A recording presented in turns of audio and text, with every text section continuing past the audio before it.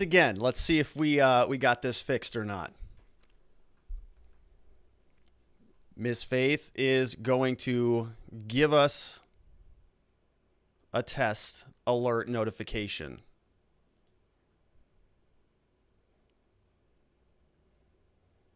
All right, so it looks it looks like we're alive and well. My apologies there, everybody. I was trying to play around with some shorts over the weekend, not like shorts that you wear on your pants, but with some video shorts. So I changed the resolution and I kind of botched it.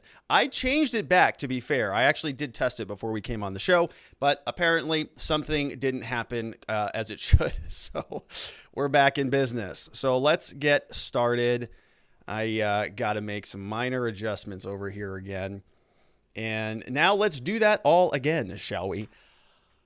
Hello, my friends, and welcome back to yet another episode of Watching the Watchers Live. My name is Robert Gruler. I am a criminal defense attorney here at the R&R Law Group in the always beautiful and sunny Scottsdale, Arizona, where my team and I, over the course of many years, have represented thousands of good people facing criminal charges. And throughout our time in practice, we have seen a lot of problems with our justice system. I'm talking about misconduct involving the police. We have prosecutors behaving poorly. We have judges not particularly interested in a little thing called justice. And it all starts with the politicians, the people at the top, the ones who write the rules and pass the laws that they expect you and I to follow, but sometimes have a little bit of difficulty doing so themselves. And so that's why we started this show called Watching the Watchers, so that together, with your help, we can shine that big, beautiful spotlight of accountability and transparency back down upon our very system with the hope of encouraging some meaningful change. And we're very happy and grateful that you are here and with us with our technology working now,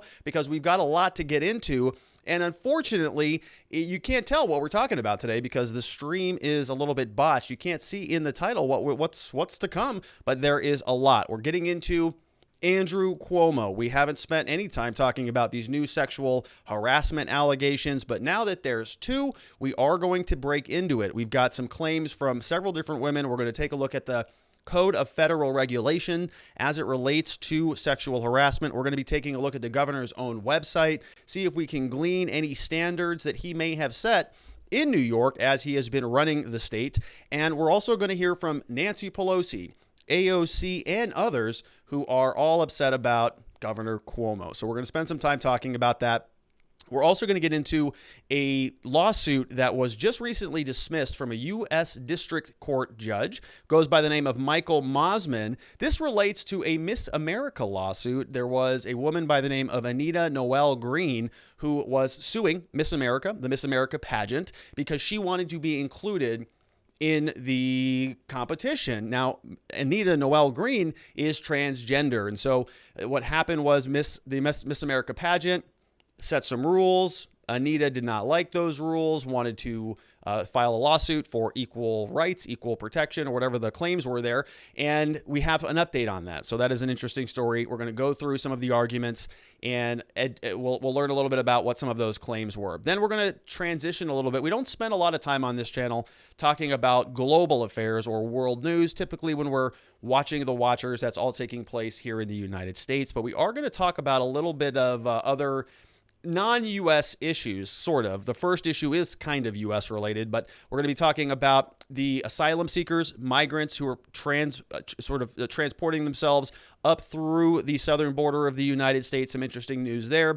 Then we're going to change gears and talk about Aleksei Navalny, who just got transported to a new facility over in Russia. And then lastly, we're going to talk about the former French president, Nicolas Sarkozy. I'm sure I'm butchering that name because he just got sentenced. A president got sentenced to jail. What? So we've got a lot to get into. Apologies there for those technical difficulties. I'll try to avoid that there in the future. But if you want to be a part of the show, the way you do that is you go on over to locals.com/watching the watchers. As we go through all of that news that I was just discussing, there's opportunities to ask questions. So ask a question. Miss Faith will clip that to the show, and we'll get those questions answered over on locals.com as well. You can download a copy of my book, download a copy of the slides that we present here in the show, and meet some other great new people. So I'd invite you over there. It's locals.com/watching the watchers. All right. The first big story of the day is, of course, the Andrew Cuomo sexual harassment allegations. If you have been a regular of this channel, you know that typically I don't dive into these types of stories until we hit a certain threshold. There's always allegations that are floating around that somebody did something wrong, somebody was sexually harassing somebody was offensive, or somebody committed some sort of interpersonal type of a crime. And the problem with these types of crimes are that they're very personal, right? That's kind of he said, she said scenarios where anything that anybody says is offensive to somebody, especially now in 2021. And so typically the standard rule, in my experience that I've seen as a practicing criminal defense lawyer, is that prosecutors will wait until there's two. The first claim that comes through, they'll just kind of look at that and say, well, there's not much proof here. They'll ask some of the common questions. Why did you wait so long to report this claim? Why are you just now bringing this to our attention? Why didn't you call us 6 months ago, 1 year ago, 30 years ago in certain cases? And they'll be a little bit more skeptical. But when there are two, when you have two women, two men, two allegations, and if you can corroborate those two, then it becomes a bigger deal. Prosecutors will now look at it with a much closer lens. And so that's the situation that we see here with Andrew Cuomo. There is now a second accuser of claiming that Andrew Cuomo committed sexual harassment against one of his former aides. This story comes over from the New York Times. A second former aide to Andrew Cuomo is accusing him of sexual harassment, saying he asked her questions about her sex life, whether she was monogamous in her relationships, and if she had ever had sex with older men. The aide, her name is Charlotte Bennett, who was an executive assistant and a health policy advisor in the Cuomo administration until she left in November, told the New York Times that the governor had harassed her late last spring during the height of the state's fight against the coronavirus. Ms. Bennett, who is 25, said the most unsettling episode occurred in June 5th, when she was alone with Mr. Cuomo in his state capitol office. In a series of interviews this week, she said the governor had asked her numerous questions about her personal life, including whether she thought age made a difference in romantic relationships, and had said that he was open to relationships with women in their 20s, comments she interpreted as clear overtures toward a sexual relationship. So we're going to get into the rest of this story. A couple quick things here on this one. As you know, I am a criminal defense attorney. So, right now we're sort of living in this environment, still sort of, I would say, in the era of, hashtag Me Too, coming out of the Harvey Weinstein stuff. Saw a lot of these types of allegations against Judge Kavanaugh during the Supreme Court nomination. We had Blasey Ford, who was bringing up new claims from 25 years ago. And this is just kind of a repeated story that we see more and more of. A lot of these allegations by women against older men, higher men in power.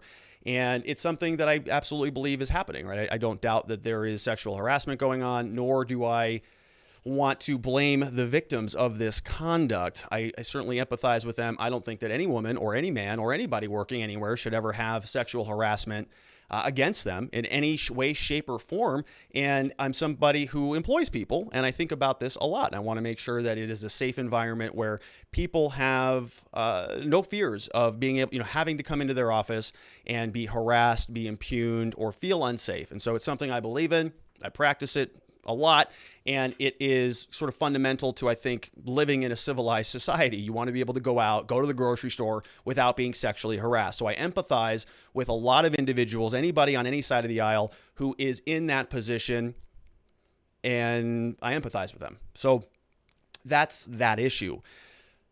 On the other side of this issue, I am definitely not a hashtag believe all women individual, right? Not personally and not professionally. I am a criminal defense attorney, so part of my job is to believe no women. It's not to believe anybody who doesn't have any evidence to support their claims. And so as we're going through this Cuomo stuff, we got to be careful. We got to be certain here that we're not impugning somebody in the court of public opinion, because there seems to be a dog pile going on. Now, if you are also a regular of this channel, you'll also notice that I am not a particular fan of Andrew Cuomo, his politics, the way that he handled COVID. I did not like the gallivanting of him and his party, just sort of floating around for the last year or so, talking about how excellent they are on the coronavirus stuff.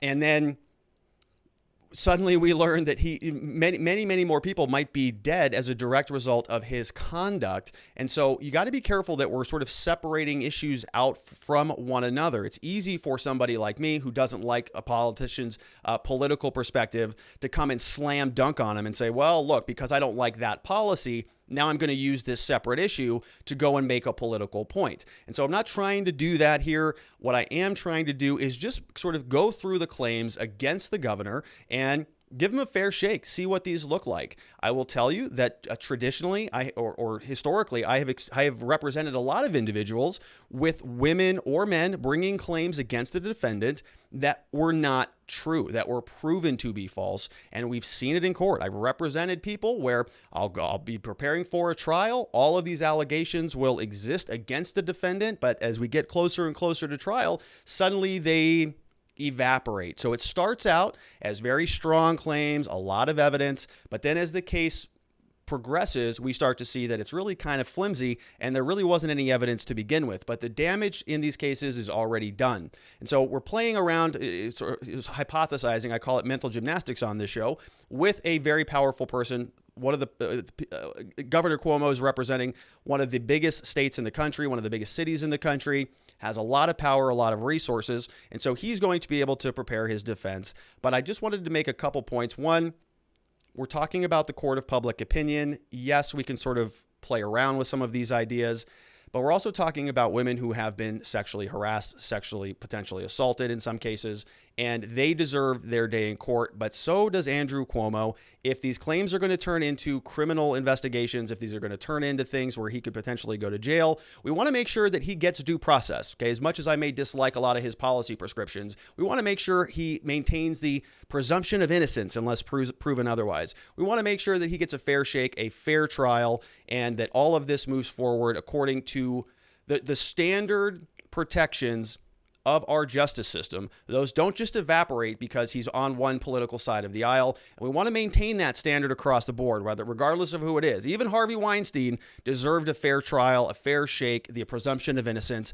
And that's something that I believe is bigger and more profound than any particular claim, whether we're talking about Chauvin, Ghislaine Maxwell, whether we're talking about Andrew Cuomo. They all deserve the baseline of due process and a fair trial and the presumption of innocence. And so we want to just clear that out of the way first and foremost. Now let's get into it. So the story we're going to pick back up. It says, Mr. Cuomo said in a statement to the Times on Saturday that he believed that he had been acting as a mentor and he had never made advances towards Miss Bennett, nor did I ever intend to act in any way that was inappropriate. He said he had requested an independent review of the matter and asked that New Yorkers await the findings, quote, before making any judgments, which I can understand that, right? I can get behind that, because even the allegation alone is enough to just wreck lives. Remember the Duke lacrosse players, and it just goes on and on. One simple allegation, even just one, it may not even necessarily need to be two, can result in, at least in Arizona, if you're accused of sexual assault, they just take you to prison. They just take you to jail, and they'll hold you there without you getting out of custody.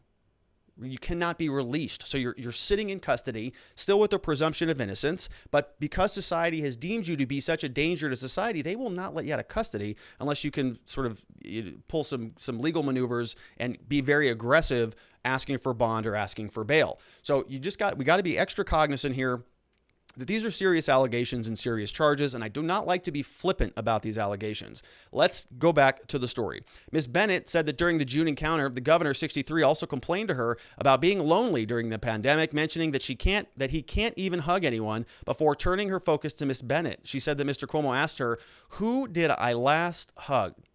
Right? And I'm not condoning any of this behavior or any of this type of conversation. Ms. Bennett said that she had tried to dodge the question by responding that she missed hugging her parents. And he was like, "No, I mean like really hugged somebody," she said. Mr. Cuomo never tried to touch her, Ms. Bennett said.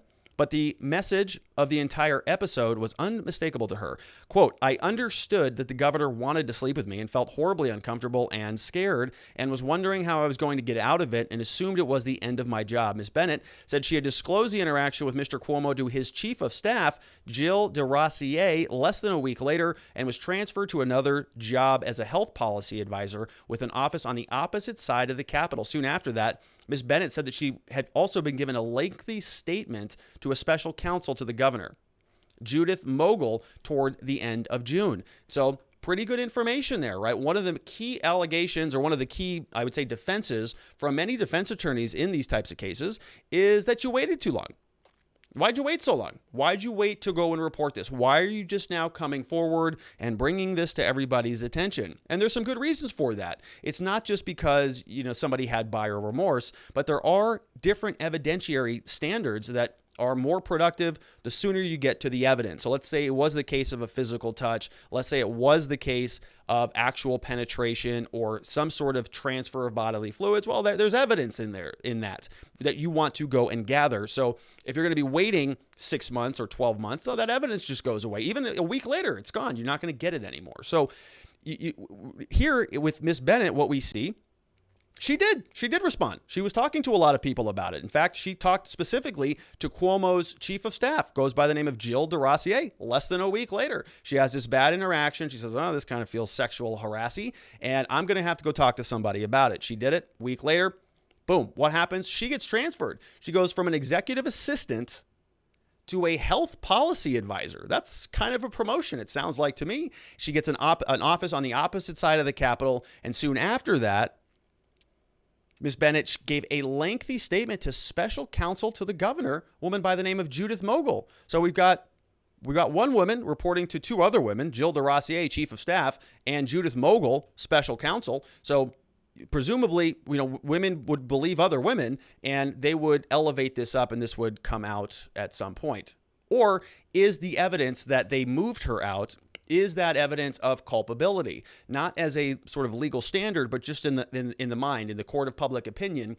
Do you think that the fact that they just said, Cuomo is being creepo again, what do you want to do with her? I don't know. Give her a promotion. Make her a health policy advisor. Well, what's her background? Well, she was an executive assistant. Well, what did that mean? Well, I don't know. She brought Andrew lunch. Okay, well, that's healthy enough. Did she bring him salads? Good, that's healthy. Give her a health policy advisor position, and let's just throw her on the other side of the Capitol so that this never comes up again. How does that sound?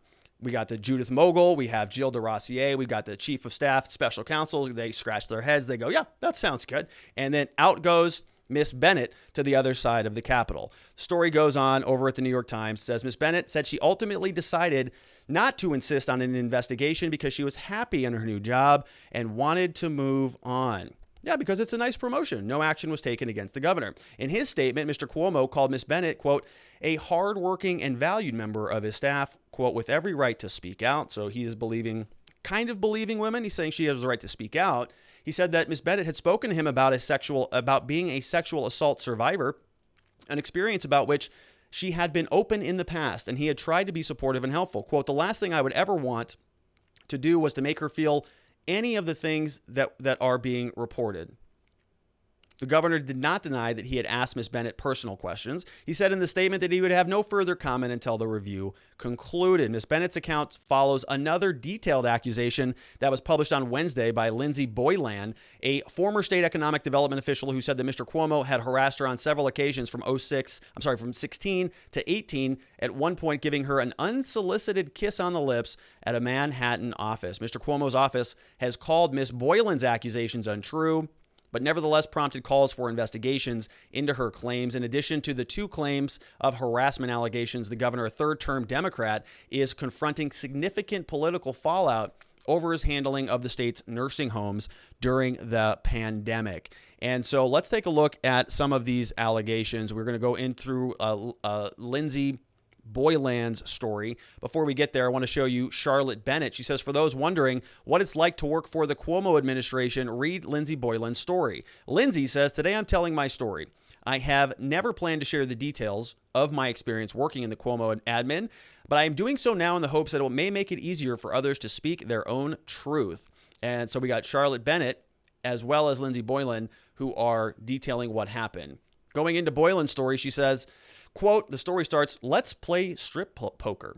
I should have been shocked, she says, by the governor's crude comment, but I wasn't. We were flying home from an October 2017 event in New York, taxpayer-funded jet. His seat was facing her, so close our knees almost touched. His press aide was to my right and a state trooper behind us. That's exactly what I was thinking, she said. She responded sarcastically. She tried to play it cool. But in that moment, I realized how acquiescent I had become. Cuomo, she says, has created a culture within his administration where sexual harassment and bullying is so pervasive that it is not only condoned, but expected. His inappropriate behavior towards women was an affirmation that he liked you, that you must be doing something right. He used intimidation to silence his critics, and if you dared to speak up, you would face consequences. While enjoying a week with my husband and 6-year-old daughter, I spontaneously decided to share a small part of the truth I had hidden for so long in shame and never planned to disclose. The night before, former Cuomo staffer confided to me that she, too, had been the subject of the governor's workplace harassment. Her story mirrored my own. Seeing his name floated as a potential candidate for the U.S. Attorney General, the highest law enforcement official in the land, set me off. In a few tweets, I told the world what a few close friends, family members, and my therapist had known for years. Andrew Cuomo abused his power as governor to sexually harass me, just as he had done to so many other women. I expect the governor's top aides will attempt to further disparage me, just as they've done with Assembly Member Kim. And Kim, we talked about. Kim was the other individual who is really going aggressively towards Cuomo for some of the COVID stuff. A lot of investigations, and he sort of had to bring in counsel to conversate with the Cuomo administration. And so it seems like we're seeing a little bit of a pattern here. They'd lose their jobs if they didn't protect him. That's how this administration works. I know because I was a part of it. In 2016, she was promoted to Deputy Secretary of Economic Development and Special Advisor to the governor. Initially, she turned down the job, not because I didn't want the responsibility. I didn't want to be near him. I finally accepted the position at the governor's insistence with one requirement. I would keep my old agency office and remain on a separate floor from him and his inner circle. Okay. The governor's pervasive harassment extended beyond just me. He made unflattering comments about the weight of female colleagues, ridiculed them about their romantic relationships and significant others. He said reasons that men get women were money and power. I tried to excuse his behavior. I told myself it's only words, but that changed after a one-on-one briefing with the governor to update him on economic and infrastructure projects. We were in his New York office on 3rd Ave. I got up to leave, walked toward an open door. He stepped in front of me and kissed me on the lips. I was in shock, but I kept walking.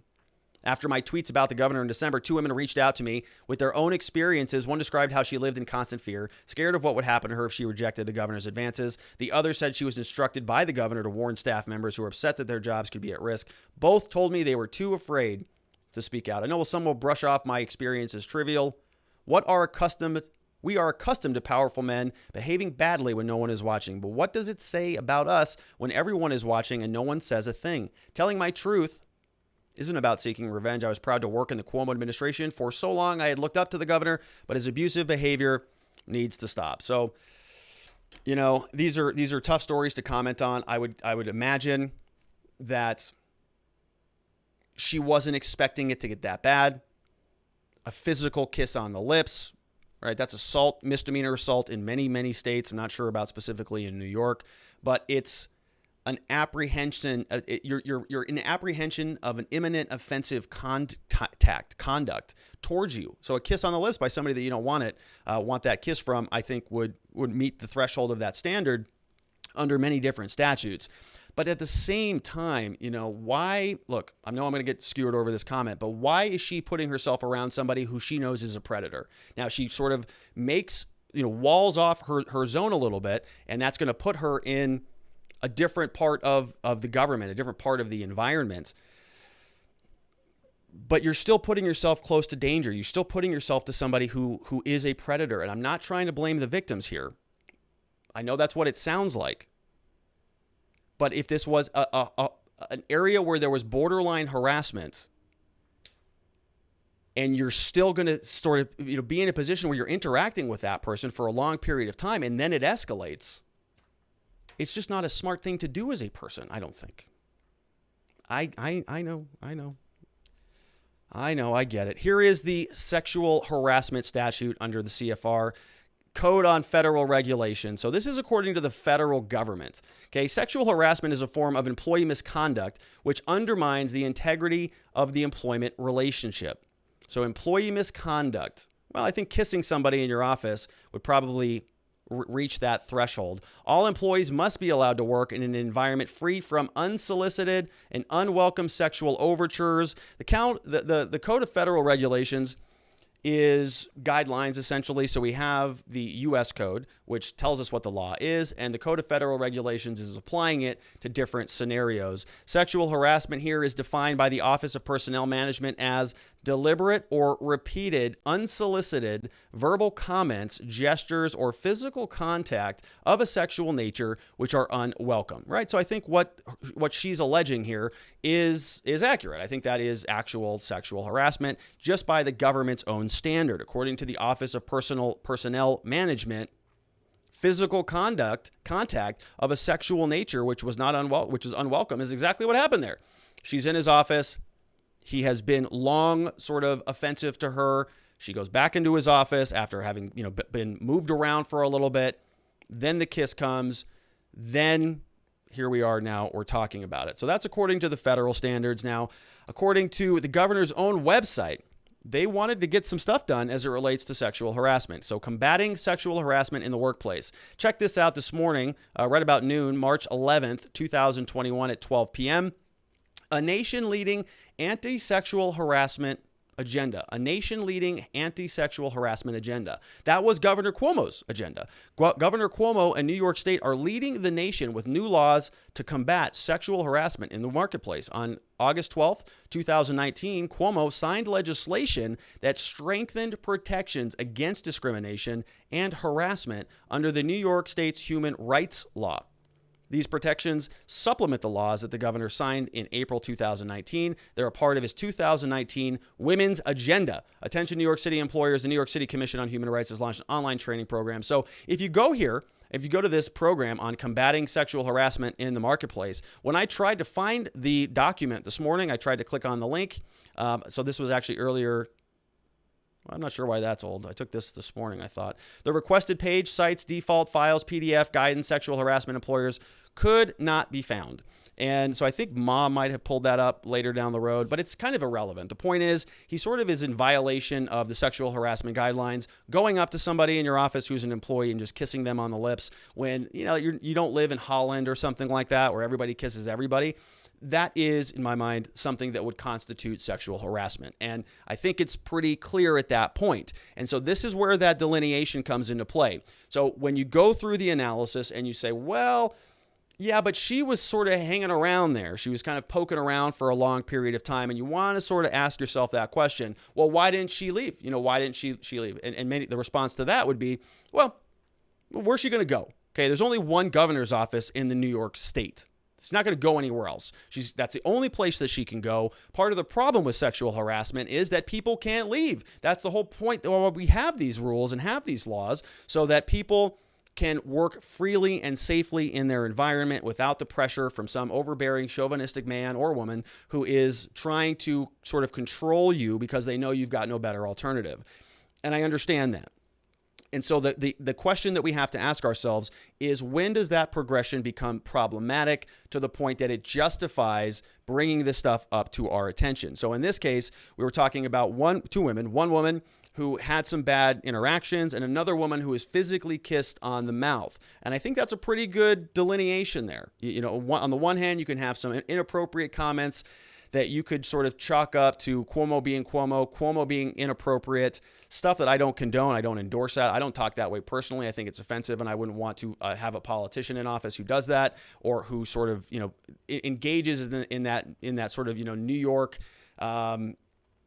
stereotypical, fast talking, loose with your language, have fun with everybody, poke and needle everybody, whatever that dynamic is. I'm not from New York or know many people from New York, but they have sort of a stereotype there, and I'm sorry for all the New Yorkers I'm offending. But the point is that there is some of that, right? That's just a natural thing. People are going to be how they are. It does cross a line at some point, and there were some situations here in Cuomo's case where the women responded and acted appropriately, and within the own administration, they didn't do anything about it. So the first woman that we talked about, she responded, asked a question, got some inappropriate commentary back from the governor. She sends it over to the special counsel, as well as another entity, the chief of staff with Cuomo's own office. So she was reporting it, and the people that she reported it to didn't do anything with it. She got a raise, she moved over to a different job, and just let the whole thing go. And that's how bad conduct can be allowed to fester. It's because within the bureaucracy, they just excuse it all and it just goes by the wayside. So something should have happened then. It didn't, and that is the governor's fault, and he should be held accountable for that, as should everybody else in his administration for not dealing with that more appropriately. But that was the first case. And so that one, I think, doesn't reach the level of any criminality. It doesn't, I think it would reach the level of, we got to deal with this. We have to stop this from happening again. We want to make sure that we're, installing some sensitivity training or, whatever he needs in order to stop treating women that way. But something very, very bad happens when there is now physical contact. So now in this second case, there is a second woman who was saying that it was physical contact, right? He was asking her about strip poker, inviting her around. She made some very clear, deliberate demarcation from wanting to be around the man. And for whatever reason, situation involved that was involved between the two resulted in them having to work together. When that happened, he then absolutely crossed the line and there was physical contact. And that is when but like I said at the beginning, there are many different situations where that would be physical assault. Okay. It's an offensive touch that you're not expecting. And so we'll see where that goes. There is another bizarre video going around here today. Cuomo is accused of pressuring a female reporter to eat the whole sausage in a creepy video. And so that's why the title of the thumbnail is creepy Cuomo. A video showing Andrew Cuomo challenging a female journalist to eat the whole sausage in front of him at the 2016 New York State Fair has resurfaced on social media amid allegations that he sexually harassed former staffers. He said, "I want to see you eat the whole sausage," the Democratic governor is heard telling the then News Channel 9 reporter Beth Cephalou, as a daughter, Michaela, sits quietly next to him, according to the video shared by journalist Matt Binder. "I don't know if I should eat the whole sausage in front of you, but I'm definitely going to eat it," responds the reporter, now a reporter and anchor at 12 News. Cuomo then invites Cephalou, who snaps a selfie with him while holding up her plate, to sit at his table. "There's too much sausage in that picture," Cuomo says in the cringeworthy exchange, prompting laughter from the other diners. And we've actually got a clip of this. The reporter herself then jumped to governor's defense Monday morning as the video went viral. She says, quote, "I was not pressured, harassed. This is two people enjoying one event." The New York State Fair that gives them a little more freedom to be informal. It's really sad it's being turned into anything more. The footage resurfaced on the day Cuomo tried to explain away the allegations of sexual harassment as jokes that were misinterpreted as unwanted flirtation. At work, sometimes I think I'm being playful and make jokes that I think are funny. I do, on occasion, tease people in a way that I think is a good-natured way, Cuomo said in a prepared statement. It came one day after Charlotte Bennett, 25, who we already spoke about, said that there were inappropriate remarks that left her convinced that he, quote, wanted to sleep with her. And those were her words, not his, as far as we know. That claim, in turn, came less than a week after another former staffer, Lindsey Boylan, expanded on accusations she first revealed in December 2020, saying that he kissed her on the lips. Cuomo agreed to let the state attorney general, Letitia James, appoint an outside investigator into the growing scandal. So you see how this gets, okay? We have a sausage video, which is obviously a penis joke, okay? It's a penis joke. It's innuendo. We get it. Okay, and sometimes that's appropriate, and sometimes, more often than not, that's not appropriate. But there are times when some off-color jokes come into life. That's just life. I'm not going to hyperventilate over the fact that sometimes these things pop into life, right? I think that anybody with a sense of humor would understand that. But let's take a look at this Cuomo video and see if it's that. What are we talking about? Are we talking about a penis joke that is sexual harassment? Are we talking about, kind of a big sausage joke that sometimes pops up when sausages are around, right? Let's take a look at this video and then we can decide. Here is Governor Cuomo. And white joke. Will you eat the whole sandwich? I will eat the whole sandwich. Yeah? Okay. Who made sausage? I can eat the whole sandwich.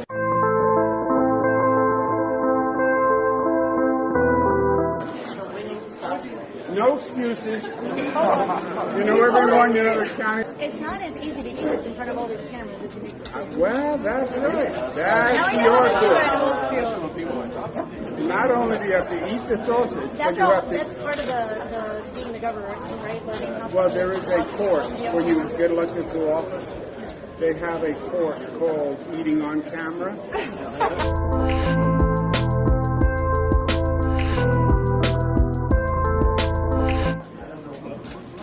Yeah, there's too much sausage in that thing.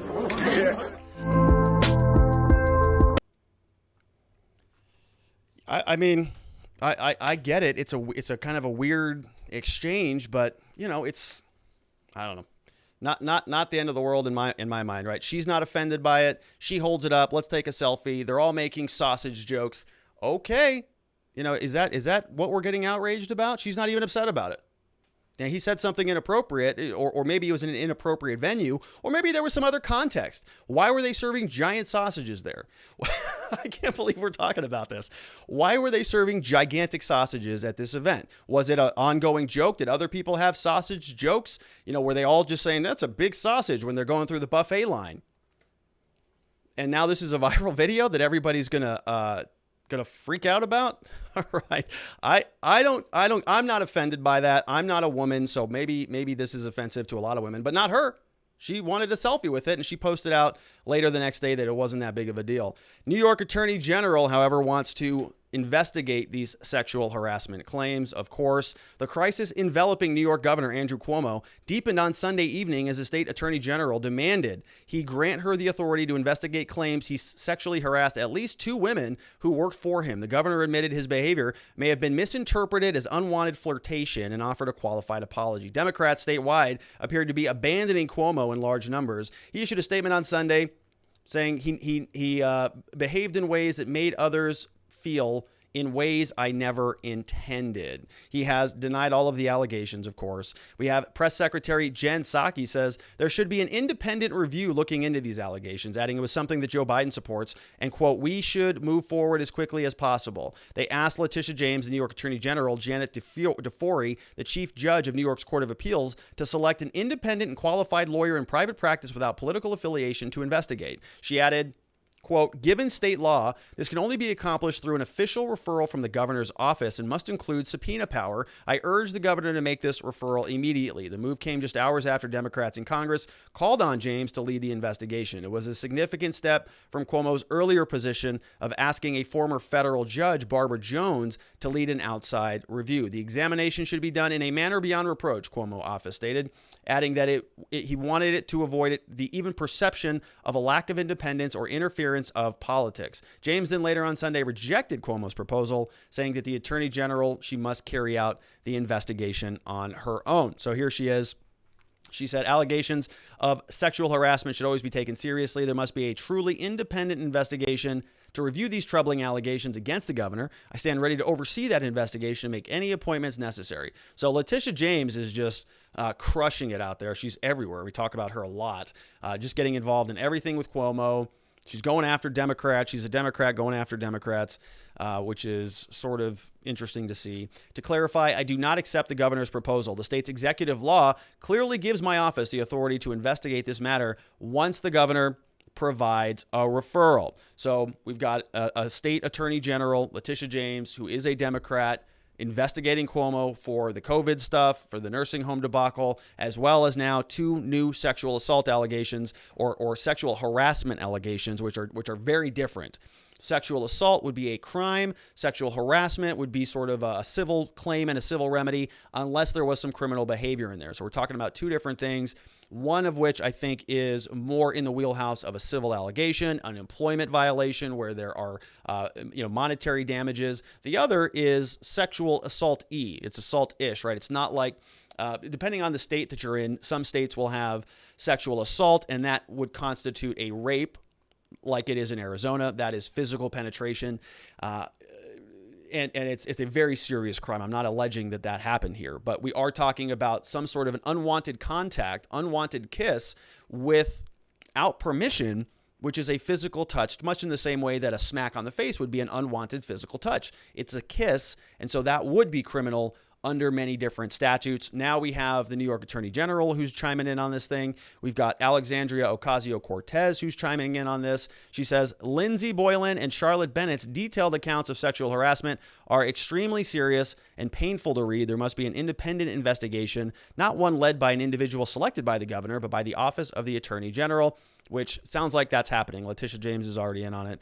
Yancey Roy, Senator Schumer also calls for the Governor Cuomo investigation to be run by Tish James. So Senator Schumer's in on it.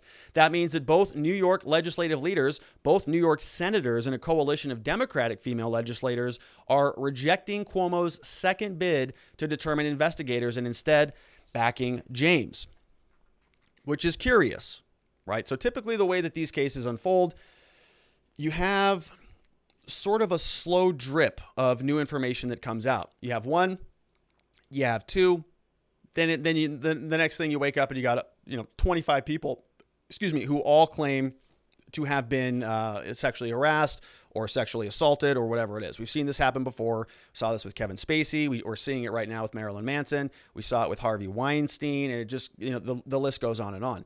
And so we'll see if that happens here. Now, what leads me to believe that it just might is the fact that everybody is piling on at this point. Sort of like this was an open secret, and now that the cat is out of the bag, everybody's going to pile on the other side. And so I'm always real skeptical and cynical about this. Are they doing so because they knew about it and they're abandoning ship now because the truth is about to be revealed? Or are they just caught off guard with everybody else, right? I have a real hard time believing that. I have a real hard time that Senator Schumer, who's been a senator for 100 years, is now suddenly just, you're kidding. Cuomo is a sexual harasser? I'm shocked, right? AOC's been in office for how long now? She's, she knows what's going on in New York.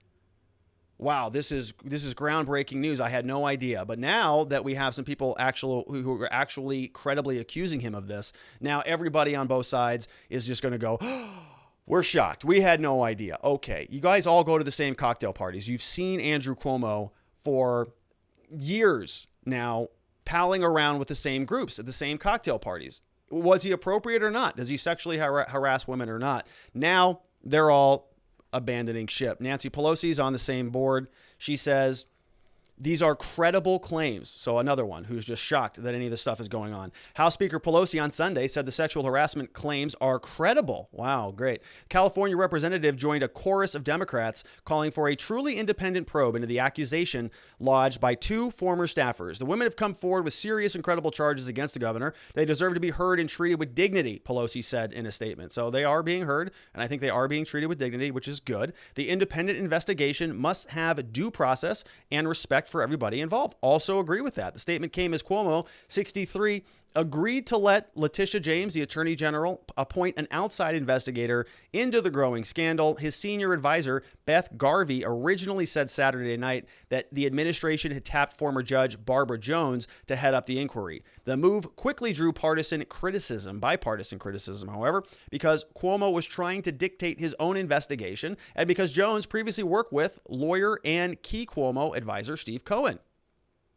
Then we have Kirsten Gillibrand over from New York, another senator chiming in. She led the charge, resulting in Al Franken's resignation over sexual misconduct claims, had also been among those calling for an independent probe. These allegations are serious and deeply concerning, she said in a statement, as requested by Attorney General James. The case should be referred over to her office. She can conduct a transparent, independent, and thorough investigation with subpoena power. So Cuomo is catching it from everybody, which leads me to think that maybe more and more individuals actually knew about the true nature of this guy. There may be a lot more here, a lot more smoke where there's fire. Is that how that works? So the Pandora's box for the governor may be out of the bag on this one. And he just put out a statement recently. He says, Andrew Cuomo issues a new statement. He says, I acknowledge some of the things I have said have been misinterpreted as unwanted flirtation. To the extent anyone felt that way, I am truly sorry about that.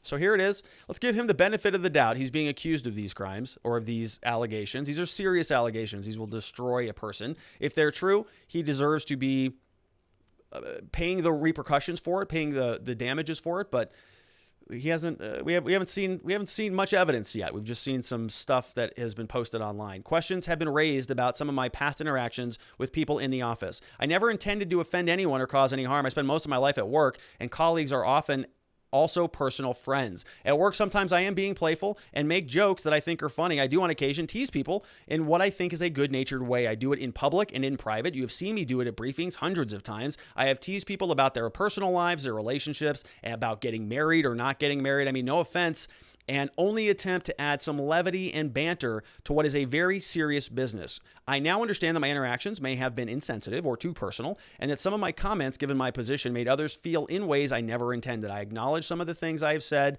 have been misinterpreted as unwanted flirtation. To the extent anyone felt that way, I am truly sorry about that.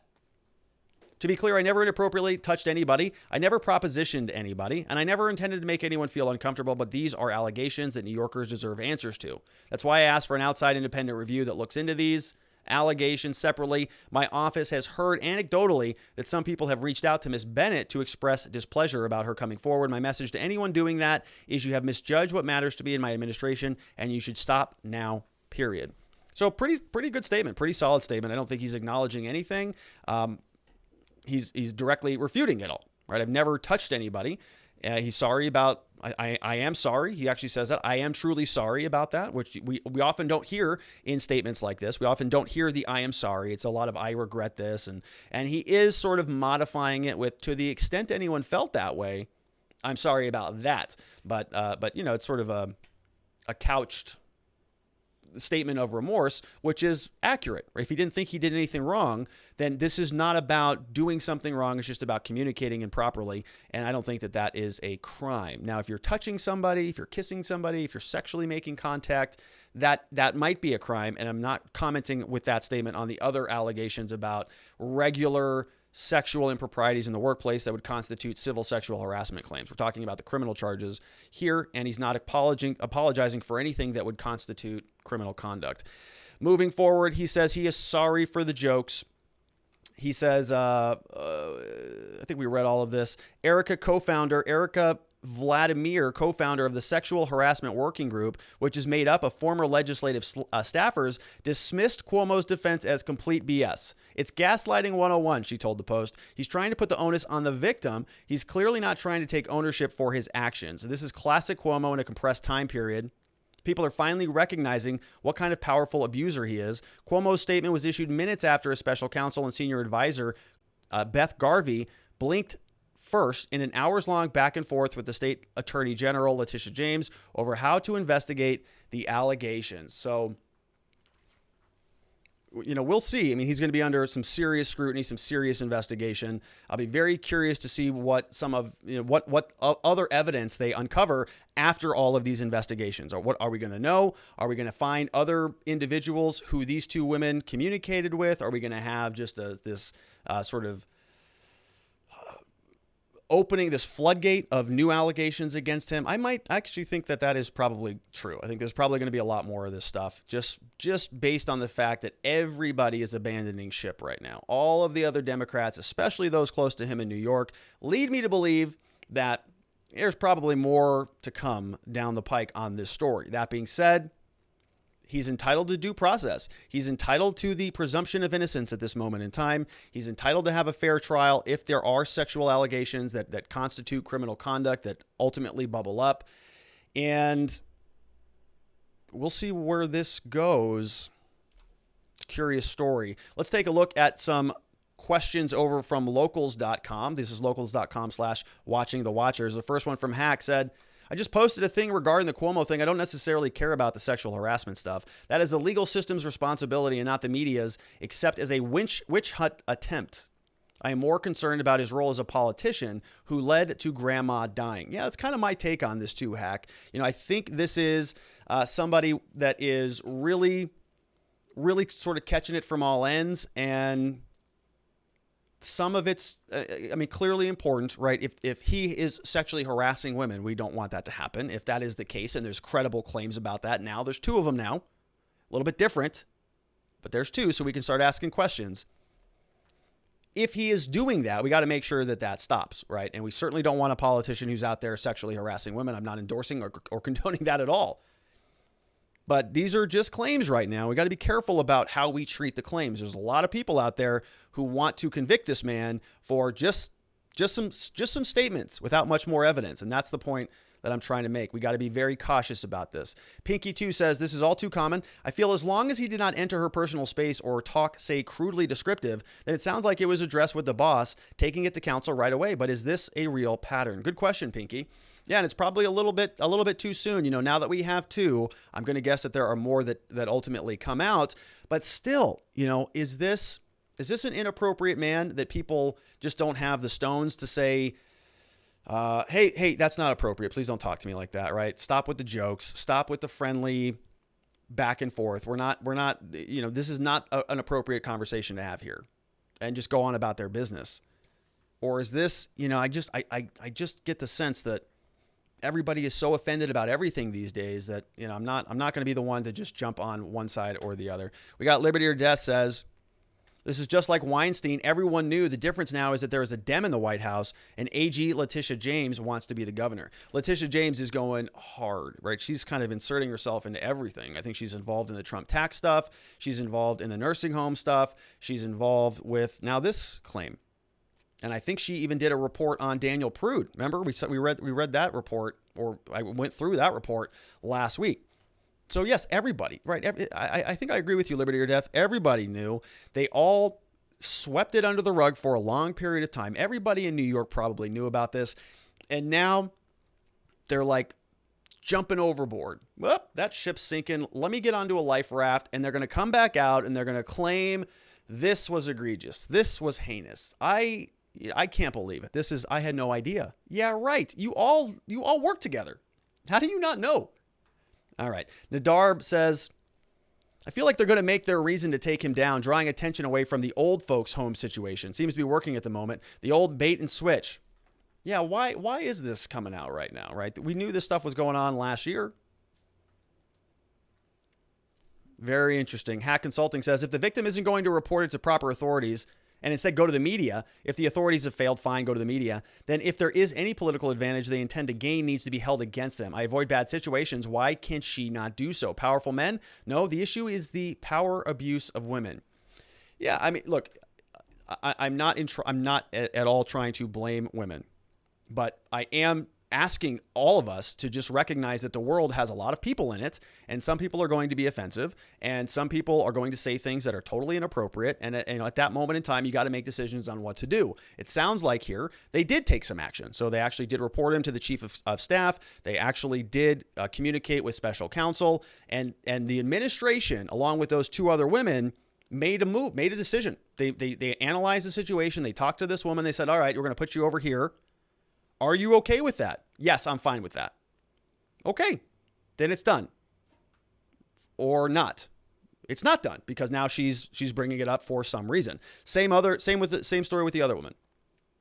Right? Everything was fine. Everything was good. She wanted to build in some distance from the man. It was bad, but not that bad because she still worked there and she knew that she was going to be in close proximity with him. And then another meeting happens. She shows up to the meeting and it happens again. So enough on that.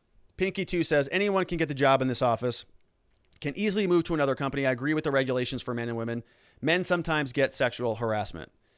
Yeah, I agree with that. Want to know says, what about same-sex sexual harassment? That's next. I imagine that goes on too. No question about it.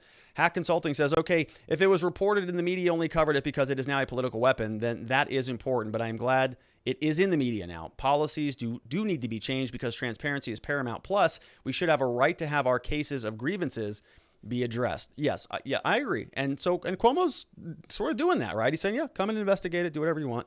And he acquiesced to Letitia James. So now she is going to be able to run this investigation of, what could amount to jokes. I don't know. We'll find out. Shade says, many reasons women stay, think it will stop or won't go farther, needs a job, want to keep their position they worked hard for. And many women who have been previously abused as young women or child, so unfortunately leads to many emotional triggers and even freezing, shock, etc. Also know women do not always protect women. Yeah, I agree with all of that, _shades. I think that is right. Look, you know, on this channel that my mom is the most important person in the world to me, right? And she sort of worked her way up through the aerospace industry, and I've heard many stories of all the nonsense that she had to go through, so much so that she ended up leaving and and going and starting her own company, which didn't work out so well. But, she is now sort of transitioned in life and she's doing something else. But growing up, I got to see a lot of that. I got to see a lot of the BS garbage that she got because she was very qualified, but there was, some chauvinism in this was back in the 80s and 90s when things were even a little bit worse maybe than many people would say now. So my point here, I'm not trying to blame these women, but I am trying to say we need to make sure that their claims have merit before we can just suddenly convict somebody in the court of public opinion. A lot of people are doing that right now, and I think it's premature. We might fast forward a week from now, there may be 10 other women with text messages and screenshots, and we might get the who was the other guy, the other congressperson, Hillary's the picture guy. The penis picture guy. What was his name? I can't remember his name. But, he went away for a long period of time, and he was also going to, I think, be in New York and also run for mayor or something like that. The name is escaping me. Somebody will remember it. It's Huma Abedin and her ex. Right? It may turn into that Cuomo has just been sending pics all over the place that nobody wants to see. Maybe that comes out and we say, okay, yeah, now there's enough evidence. Now there is enough here to convict this man in either the court of public opinion or not. But as it stands right now, this whole thing feels like a media dogpile. I don't like when that happens to anybody in this country. We have another one from Liberty or Death says, I don't care for Cuomo, but that video really looked like innuendo between both of them. Yeah, I mean, it's not a polite joke. This is not something that you would make in the company of polite people typically, but they're in New York and they're eating huge sausages and they're having fun with it. And she's taking a selfie with it. Nobody's offended. So we're going to go hysterical over that. I won't. Hack Consulting says, if the rest of the harassment claims are like the Cuomo diner video, then there is a reason that they were never resolved. They were either not per the standard of sexual harassment, or they were things they racked up in order to hold against the person at a later time. Yeah, I think so. I mean, I'm not offended about that video. Neither was she. So why is everybody melting down over it?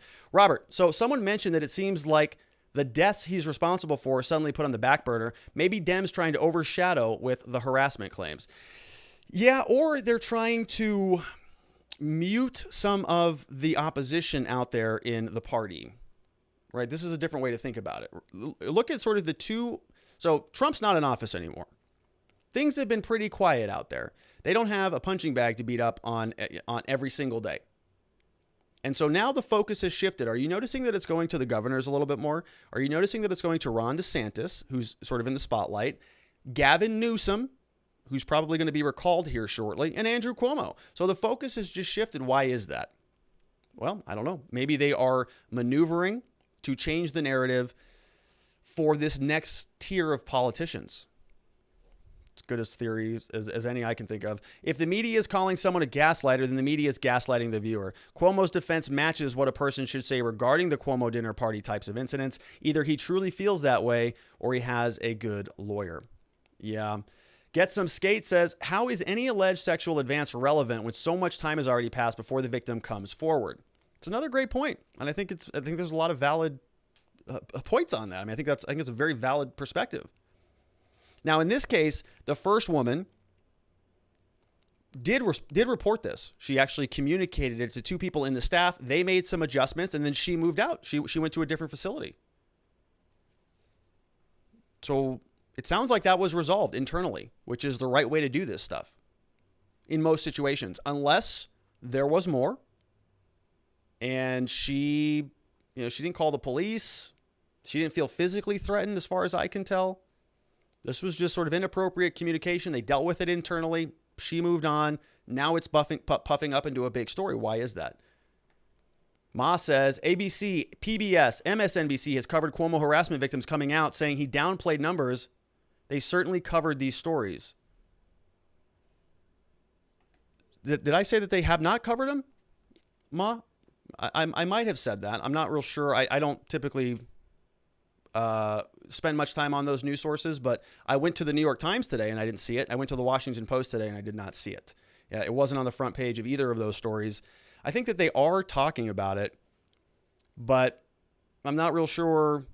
I'm not real sure why it's so relevant right now. I mean, these are sort of problematic claims, but they're kind of minimal, I think, relative to him killing, I don't know, 10,000 people in nursing homes. Liberty or Death says, I don't think you're victim shaming. I grew up in Las Vegas where you can see women walking down the strip in bikinis and lingerie pre-Rona, but that didn't give you the right to pinch your butt. But maybe not walk down the street, the crowded strip wearing a bikini and lingerie. Yeah, that's exactly right? Yeah, I agree with that. Hack Consulting says, it is hearsay unless there's a recording or something else. So what? The system is still bad. Good point. We have Dr. Renal MD says, Andrew and Cuomo come from both the Cuomo political family syndicate. They colluded with CNN to make us think Trump was botching the pandemic. It was a PR smear full of half-truths. Ironic the media has changed its tune. Yeah, I got that sense a lot. We sort of saw this contrast. They needed somebody to contrast Donald Trump. Donald Trump, this evil maniac who wanted to ruin America and was just poo-pooing COVID, and he's responsible for 400,000 deaths. Over here, we have Andrew Cuomo, who is literally making decisions that are killing more people than need to die, and he is photographed with pictures of the sort of the image of Jesus, the crown of enlightenment around his head. He puts a book out. He puts posters out. He goes on the TV shows. His brother on CNN is making the Q-tip jokes. Everything's a joke until it's not anymore, and until people start catching on. But what was that? Why was the media so dishonest on this? This stuff was happening back then. We knew back in June that one of these accusers was already out there having conversations with his staff. Why didn't she come out back then?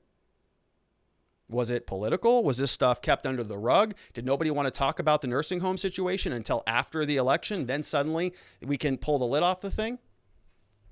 I don't know. Hack Consulting says exactly what is disgusting about this story, the way they are dog whistling to those in their groups. It is just that now the Republicans have a chance to stop piling onto the dog pile when Democrats open up a target. All right. Ma Fox says about the nursing home deaths being played down, they were covered. Okay. So, well, I mean, I spent some time on, well, let's look at it right now. So you're saying they were covered. We don't have to look at it right now. I understand what you're saying. Thank you for bringing that to my attention. I don't spend much time on those news sources. All right. Our next story before we get there. So that's it for that segment. Let's change gears a little bit. All right, so the next story. According to OregonLive.com, a new case is now prevalent, or not prevalent anymore. There is a story where a judge is dismissing a transgender woman's lawsuit against the Miss United States of America pageant. Federal judge on Thursday threw out a lawsuit by a transgender woman who accused the private pageant corporation of discrimination for denying her the right to participate in competitions. U.S. District Judge Michael Mosman found that the Pageant Association cannot be required to allow a transgender woman to participate in light of its mission to promote natural-born females. So the judge, this is out of Federal District Court. We're going to go through a couple things here. We have the motion, the memorandum that was filed by the defendants. We do not have the lawsuit, the underlying lawsuit that was filed by Anita Noel Green, who is the transgender individual who was suing Miss America. So let's just get the parties straight here. We have the Miss America pageant, which is the defendant. They are being sued by Anita Noel Green, who is transgender, who is now basically saying that Miss America has to host transgender candidates or applicants to go through the process. Miss America now is saying that, no, we want to maintain natural-born females. That's the sort of the mission, that is the expression, that is the conversation that the Miss America organization wants to have. Anita Noel is saying, no, it shouldn't just be natural-born. It should also include transgender individuals because this is discrimination. This is bias. So now that we know who the parties are, let's go back into the story. We have U.S. District Judge Michael Mosman, so the judge of the court, said that the Pageant Association cannot be required to allow a transgender woman to participate because they have a mission to promote natural-born females. Judge said, I view it as an association that cannot, under the Constitution, be required to allow the plaintiff to participate in what defendant says is a contradiction of that message. Anita Noel of Clackamas said she was disappointed in the ruling, but that her suit drew attention to an important bias, even if it was not ultimately successful. This case brought awareness to an issue many people were and still are unaware of, and that issue is that discrimination against transgender people is still actively happening in private and the public sector, even within the pageant circuit, Green said in a statement. Attorney who represented Miss United States praised the ruling, says, my client is not transgender, but it just wants to be able to hold a pageant that is only for biological females. I'm sorry, my client is not anti-transgender. Contrary to what people think, my client, the pageant, is a supporter of diversity. It believes there can be a Miss Black USA pageant, a Miss Native American pageant, or a transgender pageant. Green holds the title of the 2019 Miss Earth Elite Oregon, and she competed in the 2018 Miss Montana contest. She applied to participate in Miss United States of America national pageant, but her application was rejected. The policy, intentionally designed to exclude the specific class to which the plaintiff belongs, transgender females, is discriminatory because it denied plaintiff the full and equal advantages and privileges of the defendant's services in violation of Oregon public accommodations law, her suit alleged. Shanoa Payne, Green's lawyer, argued that the pageant is predominantly a commercial business that granted minimal protection as opposed to expressive association protected by the First Amendment. So you see what we're doing here. We're taking out these two legal concepts. What Miss Noel, Anita Noel, is saying is this is a private business, yes, but it's a commercial business. And so we're talking about asking them to do things that don't impact the foundation of their company versus expressive association, which is protected by the First Amendment. So they're saying, in other words, that the heart of the pageant is about, I guess, putting people on stage and seeing if they can win the contest according to the rules of those contests. It has nothing to do ultimately, fundamentally, with it being biologically female. It's just a pageant. And so what Anita Noel is asking is to say, this is they're not afforded any First Amendment protections. They're afforded minimal protections. And so we can't hold the standard to be sort of a strict scrutiny First Amendment legal analysis. It must be a lower standard. So we can actually modify. We can tell Miss America, nope, you got to let them in because it's not impeding. It's not impugning the core fundamental basis of why they exist. They're saying it's to sort of support and have competitions for biological females. On the other side, Anita Noel is saying, well, it's not about the biological female part. It's just about the competition.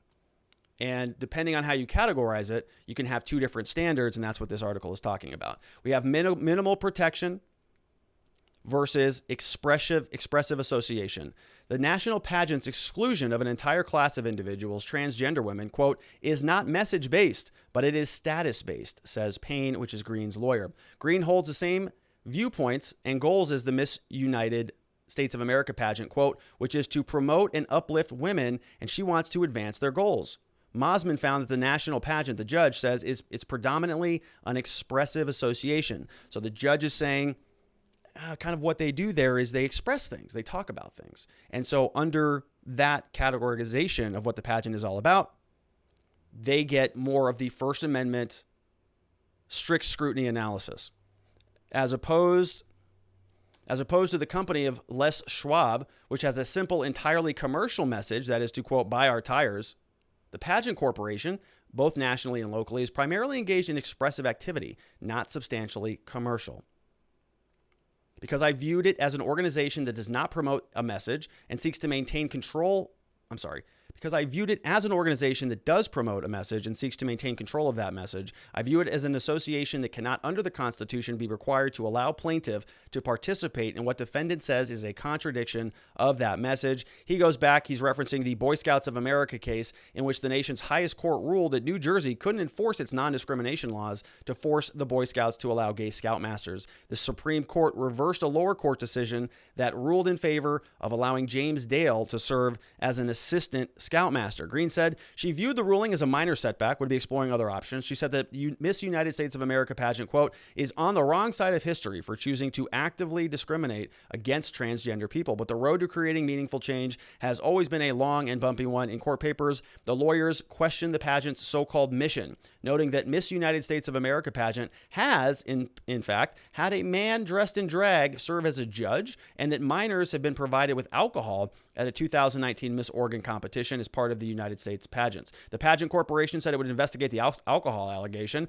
Camp, its lawyer, said once the issue of a man dressed in drag serving as a pageant judge was brought to the pageant's attention during litigation, it prohibited the man's future participation. So they've been somewhat consistent about it. Green said she won't let the ruling change her stance. Transgender women are women, she says. My message has always been consistent, and my message is this: every person has beauty. So let's dive into the lawsuit. Actually, this is the defendant's motion to dismiss and a supporting memorandum of law. You can see here Anita Noel Green suing Miss United States of America Nevada company, filed by Camp. So now this is a 54-page document. We're not going to go through the whole thing. This was filed back in mid-February, and the judge recently dismissed this claim. Let's go through it. Let's just show you what their arguments are. So we already know sort of what Anita Noel's claims were, that the fundamental reason for the Miss America pageant is to have a competition to find out who the next Miss America is. And since transgender women are women, they want to participate in this competition. Sort of their claim. Any rules that prohibit them from doing so are discriminatory, and they're not inclusive, and that's a violation of anti-discriminatory laws in the United States. This is the converse argument. This is what the defendants, Miss America, are saying. And this was the motion that ruled the day. This is a civil action for the alleged gender identity discrimination, which was brought under the Oregon Public Accommodations Act. Plaintiff is a biological male who identifies as a female, claims she was wrongly discriminated against because the defendant did not allow her to enter its beauty pageant. This is limited to natural-born biological females. So this is going to be an interesting claim, right? This is going to be an interesting thing. We may see more of this in sports unless that last act actually passes. We talked about the Equality Act, which just passed the House of Representatives. Now it's going over to the Senate, which makes these types of claims have a lot more teeth because it's now baked into the Civil Rights Act of 1964. This is where they're talking about gender identity, sexual orientation, and I think sexual identity. And there's a whole category of new protections that would be written into the 1964 rules if the Equality Act passes the Senate and Joe Biden signs it into office or signs it into law. Under the federal rules, the defendant here, the pageant, moves to dismiss the plaintiff's complaint for failing to state a claim. That is because holding the defendant liable would be, as a matter of law, a violation of the rights of free association and free expression contained in the First Amendment that have been interpreted in the controlling U.S. Supreme Court cases below, Hurley and Dale. Within the complaint, they know that their pageants are called Miss United States of America. That simple, undisputed fact. And the First Amendment rights of free association and expression and Hurley and Dale in the Supreme Court hold that these constitutional rights preclude liability through a state public accommodations act under similar circumstances. It dictates the dismissal of this case, and the judge agreed. Holding the defendant liable, holding the pageant liable would violate the same and even broader free expression and free association rights in Oregon's Constitution. Dismissal is appropriate because the plaintiff cannot cure the complainant by alleging additional facts. The pageant promotes, celebrates, encourages biological, natural-born women by performing pageants across the country. They want to uplift everybody. To achieve its mission and promote its message of biological female empowerment, defendant has eligibility rules for contestants, including application deadlines and things like that. And they say these rules are essential to create an equal playing field for all female contestants and to promote defendant's message of what it means to be a woman, a biological female. So this is one case in federal court, in one court in this country. We're going to see other claims like this, I think, here in the very near future. One we had talked about in a little bit of a different context, one that we're seeing in sports specifically. The Department of Justice, which was helping 3 women who are, I think, bringing high school claims. I forget what state that came out of. But during the Trump administration, they were supporting these claims, saying that these high school girls were denied access or denied certain privileges because they were losing competitions, because transgender women were now beating them in their state tournaments. And that lawsuit was being supported by the Department of Justice under the President Trump. Now, not so much. They are dropping that and they're passing the Equality Act. But this case lays out a bit of a framework for other lawsuits. And the question is going to come down to, is it commercial or is it expressive? This judge says if it's expressive, then that is protected by First Amendment rights. In this case, the analogy here is that this is a pageant that is an expression of something, and that is protected. So they dismiss this claim. Well, could you make that same argument on a track field? I'm not sure, but I am sure somebody will bring it up. But according to the plaintiff, a man who identifies as a woman, defendant must accept plaintiff, even though the plaintiff missed the application deadline, and any other man who identifies as a woman into its biological female-only competition, or defendant discriminates based on gender identity, violates the act, faces crippling damages, attorney's fees, mandatory training, and injunctions. So they were asking for a lot in that complaint. Plaintiff, they say, does not seek equal access, but seeks to fundamentally change the defendant's mission, alter its core message, take away a level playing field from biological women competing for a pageant's crown. Oregon law does not allow this. Plaintiffs cannot use it to co-opt defendant's message, undermine its vision, or violate its constitutional free speech or free association rights. They say that this fails as a matter of law. Plaintiffs filed this suit too late. First Amendment of the United States protects against this lawsuit. Corresponding provision of the Oregon Constitution also protects the freedom to express the message of its choosing, not the message the plaintiff demands and can easily express elsewhere. This court should dismiss the complaint with prejudice, and the judge ultimately did that. In conclusion, the defendant wants to promote, celebrate, or encourage biological or natural-born women around the country. If plaintiff's demands are met, not only defendant, but speakers of all sorts, from large television and film studios to local theater groups, would be forced to speak and associate with messages they oppose. Both they and their audiences would lose out on distinctive messages, challenging our beliefs, exposing us to new or different ideas. This court should not allow that to happen. It should uphold the U.S. Constitution, follow Hurley and Dale, and dismiss the complaint with prejudice. And the judge ultimately agreed. And so I'm going to guess that this issue may be appealed if Anita Noel can find funding to appeal it, but we'll see where that goes. Let's jump into the questions over from locals.com. Robert, why can all the LGBTQ have their own pageant, sports, and leave the straight alone? That comes from Bumalickit. Well, I don't know. You know, this issue is a tough one. I don't know the answer to that. I don't know why. I think that their argument is because that is, analogous to separate but equal. They're saying that that is segregation, that they are not different, that a person who is born biologically male, who transgenders, is no longer a male anymore. They are 100% fully female, and to discriminate against them in a Miss America pageant apparently is discriminatory. Judge didn't think so, but another judge in this country certainly will, I'm sure, down the line. We'll see where that goes. CA Java Bean says, and will an equity demand be next if a transgender woman does not win the pageant? Good question, Java Bean. Good question. Equity demand. I like that framing of that. Because that's kind of where things are going right now. I think I saw a headline on the Drudge Report that Obama is now, considering reparations, and we're having this conversation about not so much about equal opportunity, whether we all should be starting at relatively the same spot, but whether we can now impose equal outcome. Now, whether we can say, well, we're all, 35, 45 years old, whatever it is, and you're entitled to more of an equal outcome than you have. And so now we're going to make sure that we can level this all out. The people who are too high, we got to smash down. People who are too low, we got to bring them up. And so equity demands. I mean, I don't know why. I mean, if you want to just keep playing that game, I think that is the logical extension of this thing.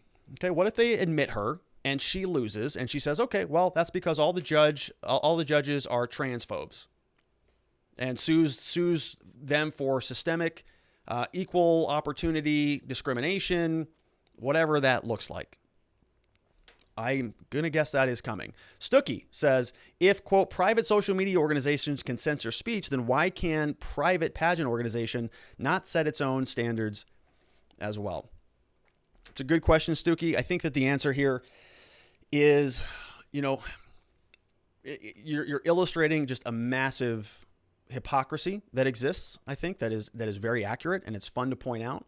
I think that also their response to that would be that social media organizations are private companies that censor speech.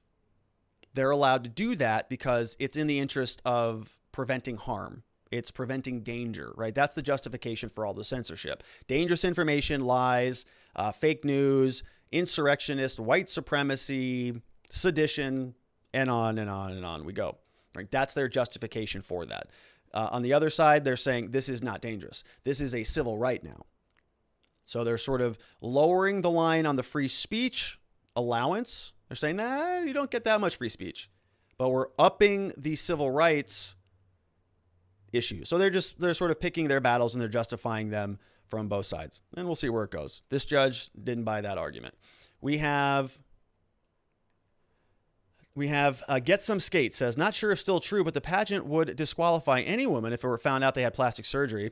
It is the pageant's brand to promote beauty, intelligence, and natural women. I didn't know that. I don't think I've ever watched a Miss America pageant. I don't think so. I didn't even know if it was really a thing. I thought it was kind of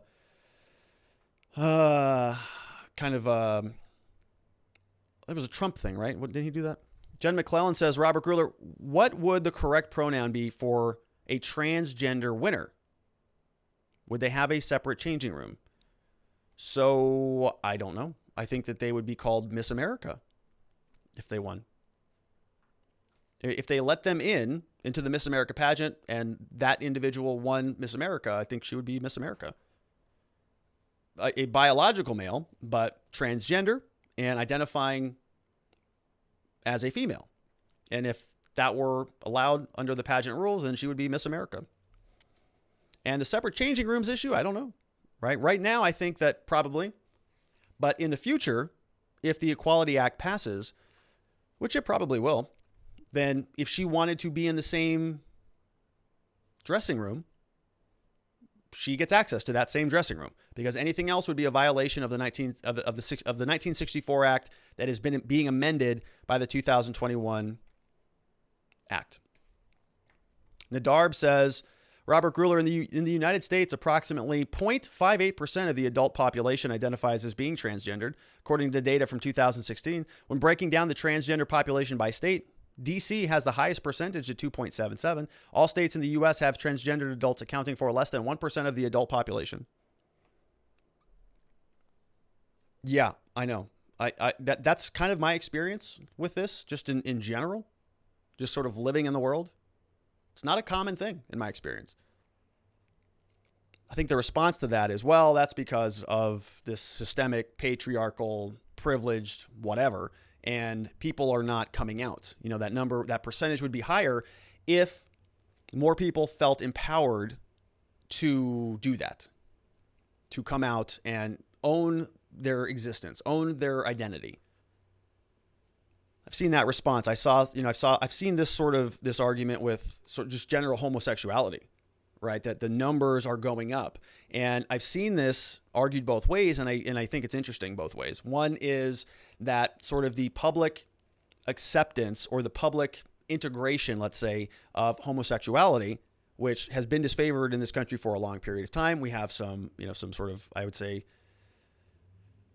updating with the times developments in this country. We have the Obergefell case and its progeny, and it is becoming more acceptable, more traditionally normal, not an issue anymore so much. I mean, in my generation, I never really thought it was a huge issue in general, at least I would say in the last 5 years, 10 years maybe. But that's not my experience. I don't live in that world, so I don't know. I could be totally mistaken about that. But my point here, to go back to my original concept, I saw this debate going on Twitter where two people were trying to explain away why we're seeing homosexuality numbers in this country rise. Well, why is that? Well, one person said, well, it's because more people are coming out. It's safer now. They can come out and express themselves fully, which is good. We want people to be able to do that. I want people to live their lives. I don't want people to live in empty shells where they cannot express themselves fully. Authenticity is one of the highest values, I think, in this world today. I think being authentic is critical to living a fulfilled life, and I want more people to do that. Be authentic. So the opposite response from I would say some more of the traditional social conservatives was, it's not about people coming out. It's about society indoctrinating individuals to think that they are of that disposition when in reality they are not. Two very interesting perspectives, and I don't know. Transgender argument, I think, would apply those same concepts, right? They would also be arguing, it's probably not 1%. It's probably like, 10%, but they just don't know any better. Or we as a society have been indoctrinating them into one particular gender identity, and we have to stop that, which is why I think you have Dr. Rachel Levine, who's now, I think, the deputy health secretary for the Obama administration, getting into it with Rand Paul, saying, what about the kids? Okay, what if you have a 7-year-old who thinks I might be female? Do you start pumping them full of hormones? Right? What is the next logical extension? If the issue here is that there would be more transgender people identifying or transitioning if we started them earlier, because to not do so would be to box people in. Okay, so if that's true, well, what's the next alternative? Well, the only logical extension of that would be to have conversations with people when they're younger about what gender identity they are. And what does that lead to? What conversation is that? Where does that go? Ultimately, though, I agree with you, Nadarb. I have not seen this largely in my life. I don't know why we're sort of killing each other over some of this stuff. Bathrooms here, locker rooms there, sports here and there, when I think that there are a lot bigger issues. Ma Fox says, sounds like winning a pageant is not the same as the advantage provided to naturally born males. I say if they follow the rules and manage to win with that severe disadvantage, by all means. Yeah, so I think that's a really good point, actually. If it's a little bit different than the sports. So with sports, right, men, in my experience, unless you're talking about, gymnastics or something, right, men traditionally have better performance outcomes in sports. They run faster, they hit harder, they jump higher, they lift more, everything's more advanced. Okay, that's why we have clear delineations between the WNBA and the NBA. But if you had a woman who could just go and crush a bunch of men in the NBA, why don't you just go let her play in there, right? Because there's a clear difference. Men and women have biological differences, I think. Are you allowed to say that? I don't know if you're allowed to say that. But I just said it, right? There are differences. That's why we come out with different genitals, because we're biologically different. Now, you can talk about gender identity and where that all evolves into, what that conversation evolves into, is beyond the scope of what I want to get into today. But Ma, I think your analogy here, if you have a male who's transitioning to female in sports, they're going to have a distinct advantage. They're going to run faster, hit harder, jump higher, whatever. But if you have a male transitioning to a biological female in a beauty pageant where women are structured to have an advantage, let them, right? Let them in. All right, sure. Come on in. We'll put you up there with all of the other women and let's see what happens here. So, it would be very interesting if they won because of the judges or the political, environment. People just said, oh yeah, that's great. We're going to, I think that actually could happen, right? I actually think there's probably a high likelihood that happens, if I can be fair about that. If she got in, she'd probably win it because people would be very, very hesitant to not vote for her because of the political blowback. So now you might have some claims from other biological women who are concerned about this. You may have, if she does get admitted into the pageant and she loses, I can basically guarantee you that there's going to be some other lawsuits that come down. Well, there are structural differences here. They didn't give me the right locker room. That judge is a transphobe. This room or this structure or something is just not up to par, because the argument here that they're trying to, I think, utilize is this separate but equal stuff, which is a pretty bad argument, right? I mean, separate but equal, I think, is not a good argument. because of the historical connotation from which it is birthed in this country. And so, you got to be very careful when you are trying to talk about solutions that resemble that, because I think it's still just, it doesn't sit well with many people. It's a good analogy there, Ma. Last one on this segment comes from No Doubt. Says, Robert, my kids are not allowed to get a tattoo until they are 18 because they can't make permanent changes until they reach adulthood. Why would I allow them to change their sex? Well, No Doubt, it's because I think the common response is because you're ignorant and you don't know how this all works. You don't have the ability to dictate somebody's gender to them. I mean, how could you possibly do that as a parent?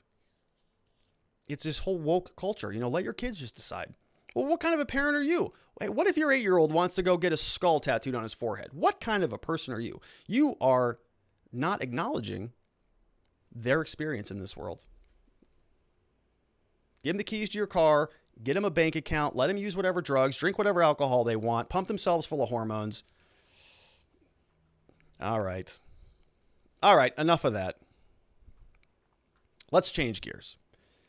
Normally, we spend a lot of time on this channel talking about news in the United States. Today, we're going to go around the world a little bit and talk about world affairs, global news, because it is important. We're going to start off still in North America, but we're going to talk about Mexico. There is a news story over from the Daily Mail that says asylum seekers who Trump banned from the U.S. stream across Gateway International Bridge from Mexico after Biden relaxed the rules. There are 500 expected by the end of the week. First asylum seekers have crossed the Gateway International Bridge from Mexico after Joe Biden overturned Trump's immigration policies. 700 people are in a migrant camp near Matamoros, Mexico, just across the river from Brownsville, Texas. They have been crossing into the United States after spending months stuck in Mexico, waiting for their cases to be processed. They hope to enter the U.S. By entering the U.S., their cases will be processed faster, and it will be more difficult to deport them under the new asylum rules. Trump administration created the Remain in Mexico program January 2019 in an effort to deter the asylum seekers. Donald Trump defended the policies. They sent more than 69,000 people back over the border, sometimes in ramshackle refugee camps, as a way to protect U.S. citizens from thugs and bad hombres. Bad hombres. Remember that? Bad hombres. 1 week ago, President Joe Biden administration began permitting members of the migrant protection protocols to enter the U.S. to pursue their court cases. Since then, UN refugee spokesperson Sylvia Garduno said 27 people crossed the border from Mexico, 100 on Friday, with the remaining 500 or so crossing early next week. So this is a little breakdown of some of the differences in policies. So we've got Trump's policy was known as the Migrant Protection Protocols, forced migrants attempting to cross the border to stay in Mexico while they were applying for asylum. Migrants would be held in a staging area. After entering the U.S., they would be taken to local shelters. They would coordinate with ICE, Immigration and Customs Enforcement. They would avoid detention, but they may be subject to ankle bracelets. Trump implemented the Remain in Mexico policy in 2019, forced immigrants fleeing dangerous situations to stay in Mexico while awaiting court hearings in the U.S. Under the policy, the government removed more than 60,000 migrants to the Mexican border. President Biden's plan will allow migrants waiting at the Mexican border to enter to apply for asylum. First step of ending Trump's policies, expected to be officially rolled out in upcoming weeks. Situation at the border will not transform overnight. Supreme Court also granted the administration's request to cancel an upcoming hearing on the Remain in Mexico policy while the White House weighs a replacement. So that's going on.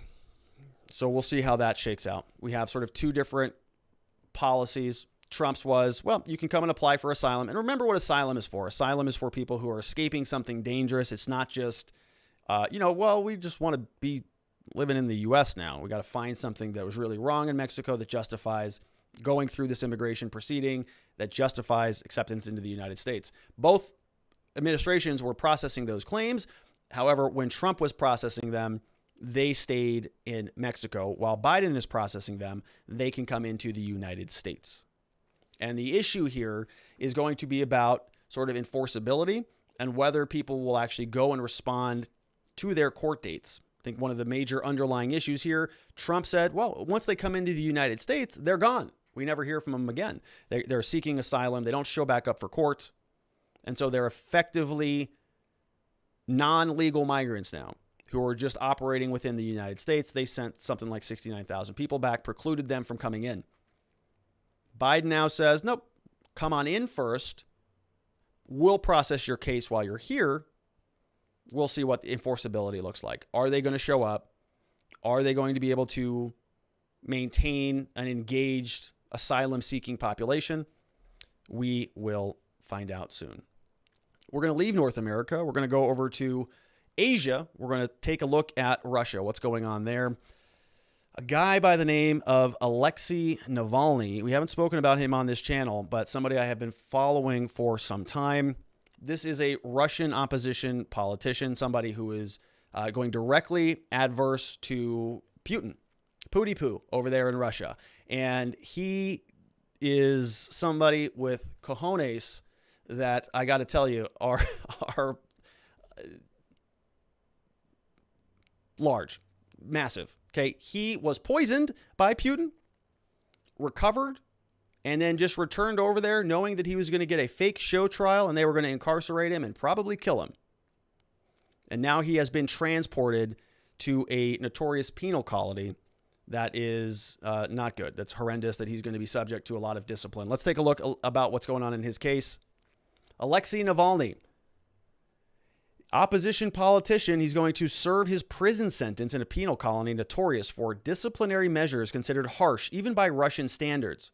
Russia's decision to transfer Navalny to a prison known for abusive treatment of inmates came even as the Kremlin faced mounting foreign criticism for the sentencing as well as an assassination attempt on Mr. Navalny last summer.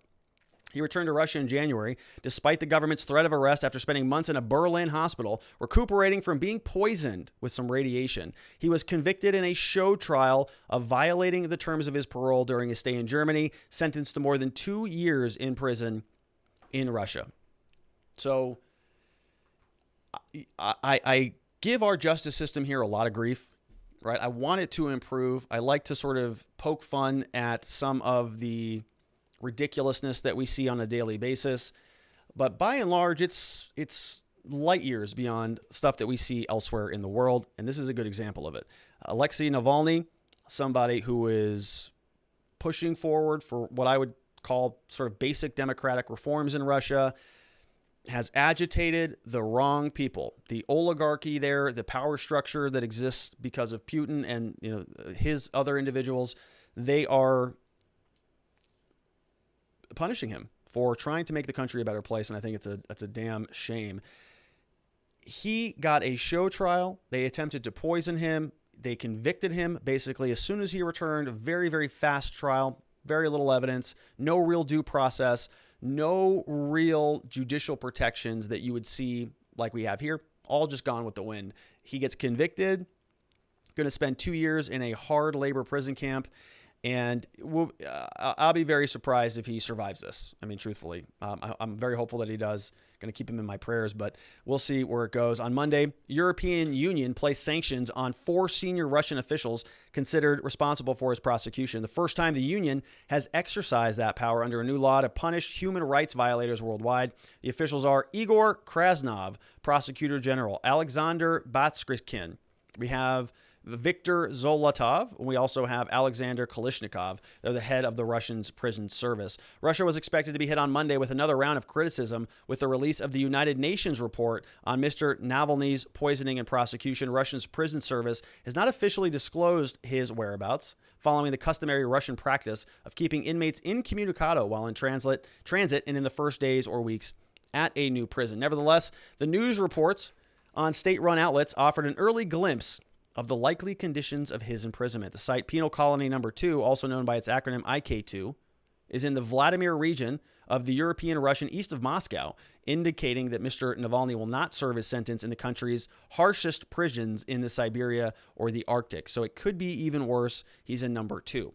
The colony, however, is known for strict enforcement of the rules, for making extensive use of separate, harsher punishment facility within its walls where inmates are not allowed to mingle or to even talk amongst themselves, according to former inmates and lawyers.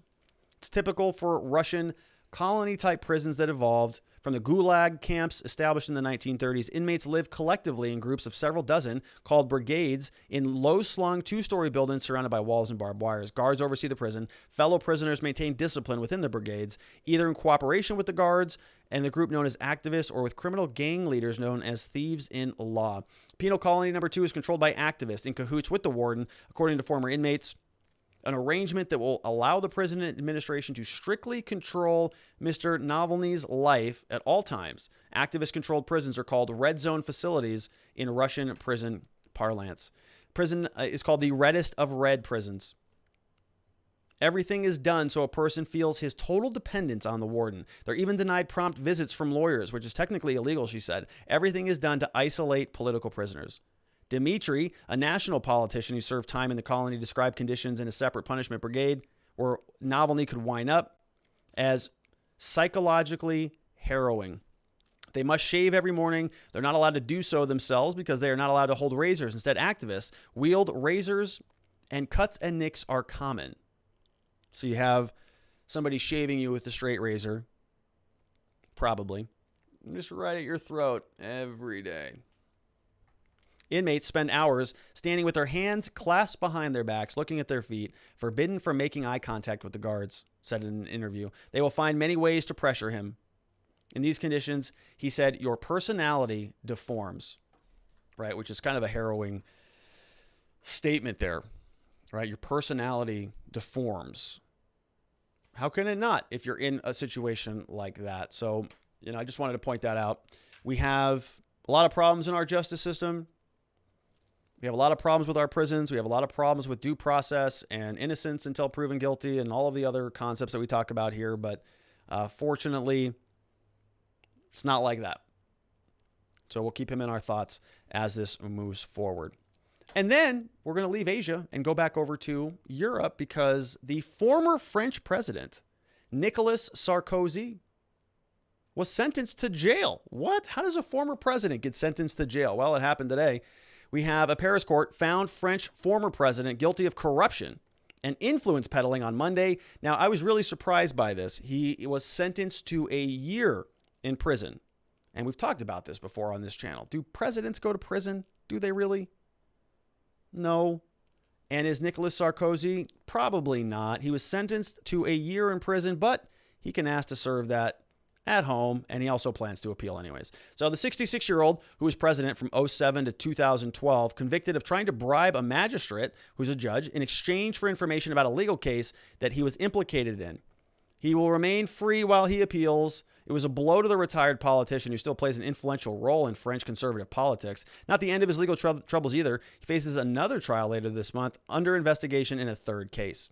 This is the first time in France's modern history that a former president has been convicted of corruption and given a prison term. Predecessor Jacques Chirac was found guilty in 2011 of misuse of public money during his time as Paris mayor, not considered a corruption offense. He was given a 2-year suspended prison sentence, which sounds right. They always get just a little bit of a slap on the wrist. Well, we could send you to prison, but we're not going to do that because you are part of that class, that upper class that controls things. And we don't punish those people. So here, a little bit curious because he did get a prison sentence, 1 year, in fact. Now he can do it at home. We'll see where that goes. Court said Sarkozy is entitled to be detained at home with an electronic bracelet for any same situation that anybody gets if it's 2 years or less. 2-year suspended sentence will not have to serve if he commits no new offense in the next 5 years. His lawyer said he would appeal, and court said this case was particularly serious.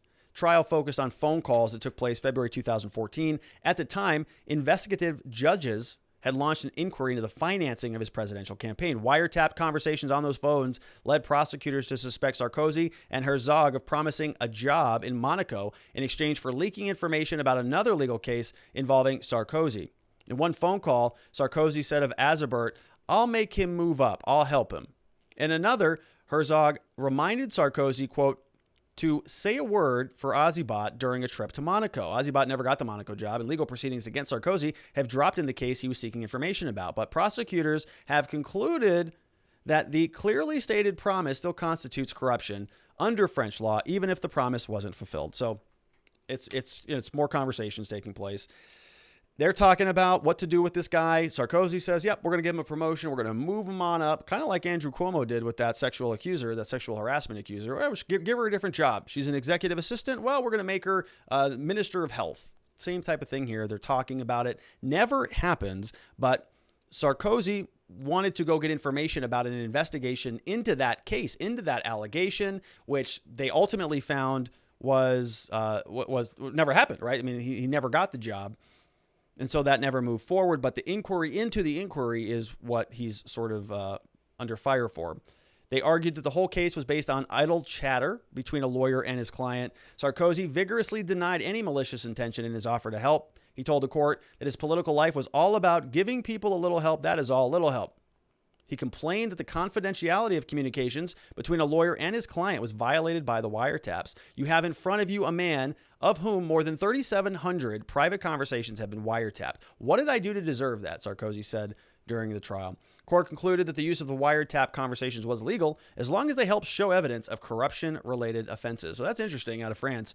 You know, you sort of have some of these rules that protect attorney-client confidentiality, unless there's an escape hatch, unless there's something that the courts and the laws have deemed so important that it allows you to breach that sacred veil of privilege. And so in Paris, in France, wherever this was taking place, that includes corruption-related offenses. So if you're talking with an attorney, so like, for example, in the United States, if you're talking with your client and the client says, hey, listen, I know you're my lawyer. We're protected by attorney-client privilege, right? And you say, yes. And they say, okay, well, tomorrow I'm going to kill my wife. And you go, whoa, that's not protected. Okay, you can't tell me that. Are you going to do that? I mean, what are you talking about here? Okay, at that point in time, we got to alert somebody, hey, and make sure that doesn't happen. We got a duty to protect life. You can't tell them that you're going to go and there's an active, imminent threat. Bar rules are different in different states, so don't skewer me on this. But the point is, if there's something like that, there are exceptions to the attorney-client privilege rules. And here in France, they're saying it's corruption-related offenses. Yeah, he was talking with his lawyer, but he was talking about corruption. And you're not allowed to use privilege as a shield to protect you from any other allegations of malfeasance. Sarkozy withdrew from active politics after the 2017 election that was run by Emmanuel Macron. Remains very popular amid conservative voters, plays a major role behind the scenes. Memoirs were published last year. He'll face the Paris court again later. Talking about millions of dollars. He's always denied any wrongdoing. And that's what's happening around the world. Let's take a look at some questions over from locals.com. We've got one from Jeremy Matrita. It says, why are federal laws considered a suggestion? Presidents make policies that lay out what laws they wish to enforce and which laws they will ignore. How does this make any sense? Good question, Jeremy. I think that this is just sort of a fundamental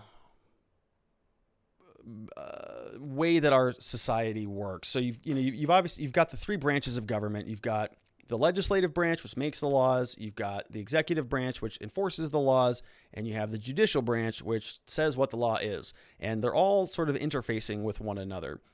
You'll see this even on a local level. Maybe to give you a better example, you have a bunch of laws on the books locally, and sometimes cops will just decide not to enforce them, right? They're an extension of the executive branch. They are out there enforcing the law, just like the president might. And they may just say, well, I'm just not going to enforce that, right? I saw somebody violate that law, and it's all right. I got bigger fish to fry. I'm on my way to an investigation. I'm not going to stop and prosecute every single crime. We call that prosecutorial discretion. Same with some of the executive branches, right? You can have certain policies in place. You can just decide, well, we're just not going to enforce marijuana laws. I mean, I know that marijuana is a federal prohibited drug on a federal level. Many states are incriminating or are legalizing it around the country. Arizona is one of them with Prop 207. And so if you're the president and you are the executive branch and you run the Department of Justice, you may just say, yeah, we're just not prosecuting those types of crimes anymore. And that's sort of executive discretion. Now, I understand your point, sort of, should they be, that is their job. They are the executive branch. They enforce the law. That's their constitutional duty. It says so. And why are they not doing that?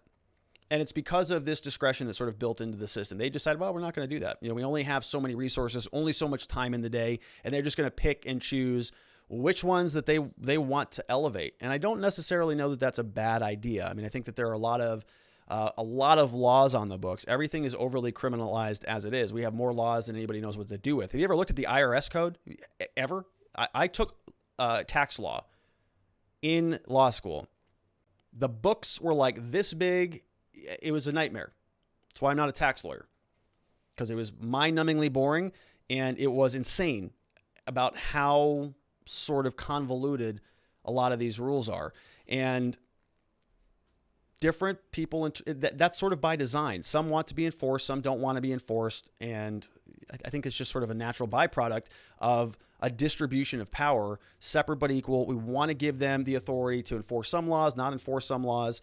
And you see this sort of as a balancing act between the three branches in this country. Hack Consulting says, since asylum seekers were banned by Trump for good reason, due to problems rampant where they are coming from, perhaps they should sue Trump for it. Shouldn't win. However, if they're going to bring up this stuff, they may as well go to the courts if they have a problem. Yeah, well, they probably will. I think that they probably are. I think that they will go to the courts. We have NY Renal ND says, let's reorient ourselves. Immigration policy and law is a responsibility of Congress. Since the pass of the last amnesty, Congress has abdicated to the executive branch. Yeah, I think that's an excellent point. Well, it's because Congress doesn't do anything, right? They just sort of bicker about Lord knows what. I really don't know what they do. That's why nobody likes them. Last one. Nope. A couple more. Next up, we've got Hack Consulting says, can you say Wolfgang Deo? Renee misses hearing that with my super chats. LOL. Wolfgang Deo's in the house. So good to see you there, Wolfgang. We're going to be up for reapplication for monetization here this week. 4 days, my friends. Maybe we'll get those super chats back. Let's jump to the next one. Last one of the day comes over from Jeremy Matrida. Says, an inquiry into the inquiry sounds like a French watching the watchers group. Just saying. Yeah, we need a lot more people inquiring into the inquirers, I think, because I don't trust those doing the inquiries. Just like I don't trust anybody here doing the inquiries. They're all finding facts that support their own narrative, and I'm really tired of a lot of that. Okay, every time that we see that there's something bad happening in this country, all the politicians, the first thing they do is just go, we need a commission for that. Well, I know this is a problem. I know I've been in office for 35 years, but we need a commission. Yeah, let's put up another commission. Okay, well, you've been doing this for 35 years. Do you think you might have a solution to the problem that maybe you can tell us about? Because I don't know what the hell you've been doing for the last couple decades if you can't come up with a solution. You need to study the issue more? So then why don't we just elect people who aren't lifelong politicians, people with new ideas? Because the people that are currently in office, apparently they don't have the solutions, and they need more commissions, even though we've had commissions forever now on everything. Anything you can think of, we have a commission for it. Maybe we should focus on some solutions. I would like that. All right, so that is it for the show, everybody. I want to thank all those questions that came over from locals.com. These are our tremendous supporters over there. Hack Consulting in the house. Wolfgang Deo in the house. We got Dr. EMB. We got Jen McClellan was here asking some questions. Want to say thanks to Faith Joy and, of course, Ma Fox. Pinky, too, was also in the house. Pinky was one of the earliest subscribers on locals.com. Sach, we've also got Lead Shed, D Sudlow, Wise One, Office Warrior, Michelle Monique, Paula MK. We got Moleface. We've also got Nadar Blasier, saw him today. Power Man. We've got Craftman 101.